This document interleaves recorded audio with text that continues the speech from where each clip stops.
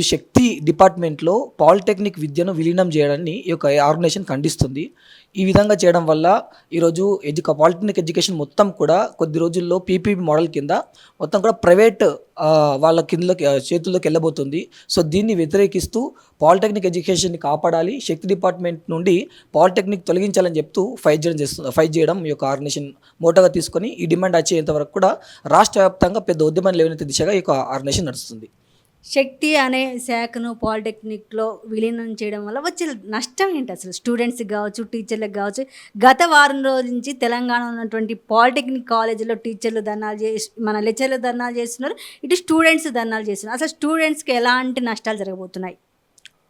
ఒకటి, స్టూడెంట్స్‌కి next polytechnic అయిపోయిన తర్వాత వాళ్ళు లాటరల్ ఎంట్రీ స్కీమ్ కింద బీటెక్ వెళ్ళే అవకాశాలు ప్రశ్నార్థకంగా మారిపోయినాయి. సో, చాలామంది పాలిటెక్నిక్ స్టూడెంట్స్‌కి బీటెక్ వెళ్ళడానికి ఇది ఒక గేట్‌వే.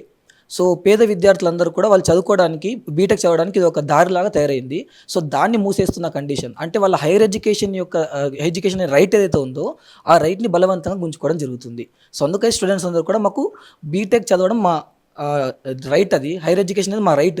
కాబట్టి మీరు ఆ రైట్‌ని మాకు ఇవ్వాలని చెప్పేసి ఆ ప్రశ్నార్థకంగా ఉన్న క్వెషన్స్ అన్ని కూడా సాల్వ్ చేయాలని చెప్పేసి స్టూడెంట్స్ అడగడం జరుగుతుంది. అండ్ టీచర్స్ కూడా ఈ ఐటీఐస్, పాలిటెక్నిక్స్ అన్నీ కలపడం తర్వాత వాళ్ళ పే స్కేల్ విషయంలో కానీ, వాళ్ళ ట్రాన్స్ఫర్స్ విషయంలో కానీ ఏ విషయంలో కూడా క్లారిటీ లేదు. ఎవరిని సంప్రదించకుండా గవర్నమెంట్ సడన్గా ఈ డిసిషన్ తీసుకోవడం వల్ల టీచర్స్ కూడా దీనిపైన ఆందోళన వ్యక్తం చేయడం జరుగుతుంది. ప్రభుత్వం చెప్తూ ఉంది ఈ స్కీమ్ వల్ల పాలిటెక్నిక్ వాళ్ళకి బెనిఫిట్స్ ఉంటాయి తప్ప దీనివల్ల నష్టాలు ఉండవన్నప్పుడు మీ స్టూడెంట్స్ కావచ్చు, మీరు ఆల్రెడీ గతంలో నువ్వు పాలిటెక్నిక్ చేసావు. ఈ పాలిటెక్నిక్ ఈ శాఖ కేటాయించిన నష్టాలు లేవు, లాభాలని ప్రభుత్వం చెప్తున్నప్పటికీ మీరు కావచ్చు, ఈ లెక్చర్స్ కావచ్చు ఎందుకు ప్రొటెస్ట్ చేస్తున్నారు? నష్టాలు లేవు అని మీరు క్లెయిమ్ చేసుకున్నప్పుడు మీరు డెమోక్రటిక్ పద్ధతిలో ఈ డిసిషన్ తీసుకోవాలి. నిజంగానే ఒక ఎడ్యుకేషన్ పాలసీ కానీ, స్కీమ్ కానీ మీరు తీసుకురావాలనుకుంటే అకాడమిక్ ఇంటెలెక్చువల్స్ని కానీ, లేకపోతే టీచర్స్ ఆర్గనైజేషన్స్ కానీ, స్టూడెంట్స్ ఆర్గనైజేషన్స్ కానీ, ఎవరైతే స్టేక్ హోల్డర్స్ ఉన్నారో పేరెంట్ కమిటీస్ కానీ, వీళ్ళందరితో చర్చలు జరిపించి డెమోక్రటిక్ ప్రాసెస్లో మీరు దీన్ని డిసిషన్ తీసుకోవాలి. సో, ఎందుకు గుట్టు చప్పుడు కాకుండా ఎందుకు సడన్గా మీరు తీసుకొస్తున్నారు మనం ఒకసారి అర్థం చేసుకోవాలి. ఎందుకంటే ఈరోజు పాలిటెక్నిక్కి చాలా ఆస్తులు ఉన్నాయి. ఆ ఆస్తులు కూడా ఇప్పుడు శక్తి డిపార్ట్మెంట్కి తరలించబడతాయి. సో, ఇదంతా కూడా ఆ శక్తి డిపార్ట్మెంట్ చైర్మన్ ఎవరు? Young India skill university chairman ఎవరు? ఆనంద్ మహేంద్ర. అంటే మెల్లమెల్లగా ఈ గవర్నమెంట్ పాలిటెక్నిక్లన్నీ కూడా ప్రైవేట్ వాళ్ళకి అప్పగించడం కాకపోతే ఇంకోటి ఏమన్నా ఉందా? అది ఓపెన్గా చెప్పకుండా అనుసరంగా మీరు అన్నట్టుగా వాళ్ళు ఈ విధంగా స్టూడెంట్స్ కోసం బెనిఫిట్ అయ్యే విధంగానే ఉంటుందని చెప్పేసి మాయమాటలు చెప్తున్నారు తప్ప దాని వెనకాల ఉండే మోటివ్ మాత్రం ప్రైవేటైజేషన్ ఆఫ్ పాలిటెక్నిక్స్. స్టూడెంట్ ధర్నా చేస్తున్నారు అంటే ఏంటి? ఏమన్నా కోర్సులు ఏమైనా డిఫరెంట్గా ఉన్నాయా? వాళ్ళకి అర్థం కావట్లేదు. అసలు స్టూడెంట్ ధర్నా చేయడానికి కారణం ఏంటి? ఒకటి వాళ్ళ హైయర్ ఎడ్యుకేషన్ యొక్క రైట్‌ని వాళ్ళకి ఇవ్వాలనేది ఒకటి. అండ్ ఇంకొకటి ఐటీఐ ఒక టైప్ ఆఫ్ ఎడ్యుకేషన్ కోసం డిజైన్ చేయబడింది.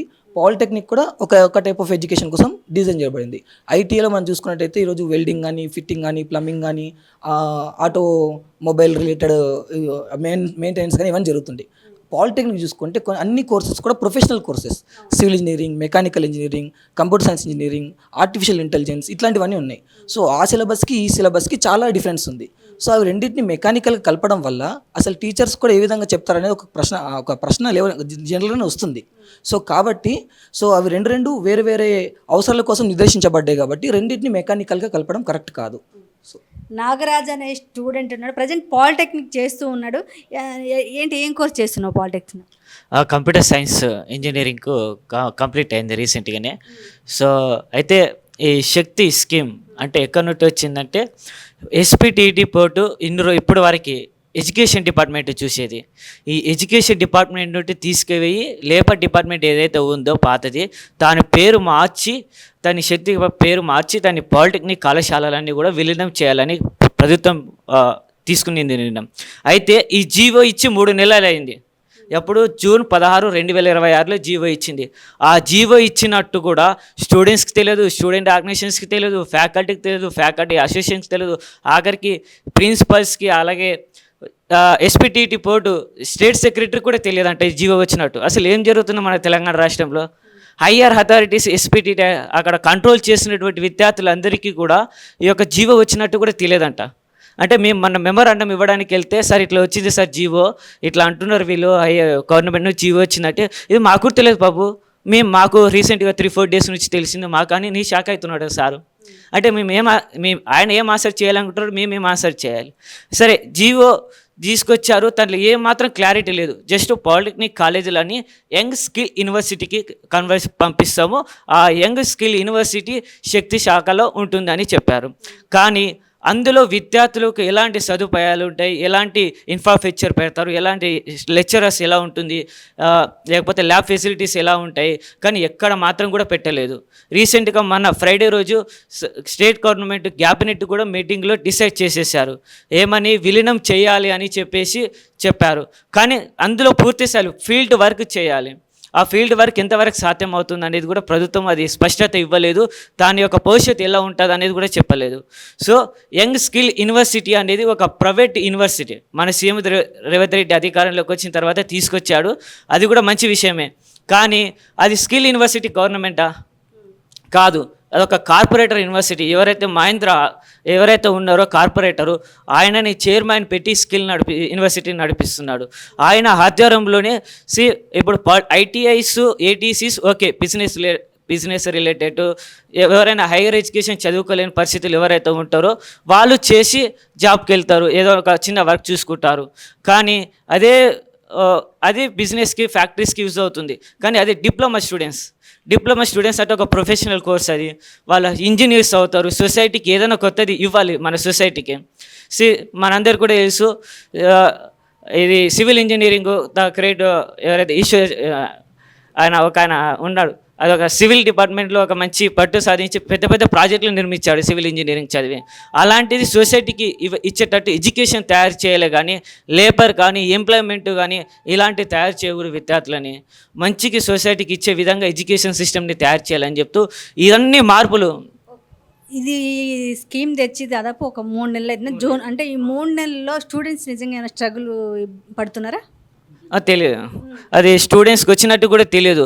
మాకు కూడా ఎట్లా దాదాపు వారం రోజుల నుంచి పాలిటెక్నిక్ స్టూడెంట్స్ అందరూ జిల్లాల వ్యాప్తంగా కావచ్చు, తెలంగాణలో కావచ్చు ధర్నాలు చేస్తున్నారు. శక్తి స్కీమ్ తీసేయాలి, మా భవిష్యత్తు ఏంటి అని అంటున్నారు. మరి ఎస్ అంటే శక్తి దానిలో కూడా అదే ఇన్స్ట్రక్షన్స్ ఇవ్వట్లేదు. భయపడుతున్నారా స్కీమ్ అంటే? భయపడుతున్నారు, క్లారిటీ ఇన్ఫర్మేషన్ ఇవ్వట్లేదు. సరే జీవో తీసుకొచ్చావు, ఎలా ఉంటుంది పాలిటెక్నిక్ భవిష్యత్ అనేది ఇన్స్ట్రక్షన్స్ ఇవ్వాలి. ఎలా ఉంటుంది రాబోయే రోజులు, యంగ్ స్కిల్స్కి యూనివర్సిటీకి ఎందుకు కన్వర్షన్ చేస్తున్నావు, ఎందుకు విలీనం చేయాలనుకుంటున్నావు అనేది బ్రీఫ్ రిపోర్ట్ రాయాలి.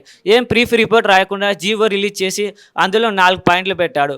ఒకటి, లేబర్ డిపార్ట్మెంట్ని శక్తిగా మారుస్తున్నామని. రెండోది వచ్చేసి ఐటీఐ, ఏటీసీస్ ఏదైతే ఇప్పుడు ఉన్నాయో ఏటీసీ కూడా గవర్నమెంట్ డెవలప్ చేసింది కాదు, అది టాటా కార్పొరేట్ 100 కోట్ల రూపాయలు ఇచ్చి గవర్నమెంట్కి ఆయన ద్వారా పీపీపీ పబ్లిక్ ప్రైవేట్ పార్ట్నర్షిప్ కింద తను ఎస్టాబ్లిష్ చేశారు. అది కూడా టాటాకి కావాల్సినటువంటి కంపెనీకి, ఫ్యాక్టరీకి ఏదైతే ఉంటుందో వాళ్ళకి కావాల్సినటువంటి కోర్సులు డిజైన్ చేశారు. విద్యార్థులకి ఏ ఒక్కటి కూడా అందులో అది చేయలేని పరిస్థితి. సరే మంచి విషయమే. ఐటీఐ కూడా అలాంటిదే. మనమందరం చూస్తాము, దేశంలో ఎన్నో ఐటీఐ కాలేజీలు ఉన్నాయి రాష్ట్రంలో కూడా. ఇప్పటికీ అలా కాలేజీలకు వెళ్ళి చూస్తే ల్యాబ్లు చాలా ఓల్డ్వి, 70 సంవత్సరాలు 80 సంవత్సరాల కిందవి ఉన్నాయి. ఇప్పటికీ మన దేశంలో డెవలప్మెంట్ అవుతుంది, టెక్నాలజీ పెరుగుతుంది, అలాంటి అప్గ్రేడేషన్ ల్యాబ్స్ లేవు. ఇలాంటి అప్గ్రేడేషన్ ల్యాబ్స్ లేకుండా నువ్వు డైరెక్ట్ శక్తి స్కీమ్ లెక్క పెడతా, అది ఓకే. పాలిటెక్నిక్ కాలేజీలో కూడా అలాంటి ల్యాబ్ అప్గ్రేడేషన్ చేయాలి. సరిగా చాలా కాలేజెస్లో కంప్యూటర్ సైన్స్ ఉంటుంది, కానీ కంప్యూటర్ సరిగా ఉండదు. హెచ్ఓడి ఉంటాడు, పర్మనెంట్ లెక్చరర్స్ ఉంటారు, గెస్ట్ లెక్చరర్స్ ఉంటారు. వీళ్ళందరూ కూడా చాలా ప్రాబ్లమ్స్ ఉన్నటువంటి పరిస్థితి ఏర్పడుతుంది. ఈవెన్ ఐటీఐ, ఏటీసీఎస్ కూడా పర్మనెంట్ లెక్చరర్సే లేరు. అది కూడా టాటా కంపెనీ కొంతమందికి వాళ్ళకు 20,000 30,000 జీతం ఇచ్చి వాళ్ళు కూడా ఆ టాటా ఎప్పుడు ఎన్ని రోజులు అయితే ఉందో అది కూడా గ్యారంటీ లేదు వాళ్ళకు. ఎప్పుడైనా వాళ్ళ జీవితాలు ఓడిపోవచ్చు అందులో.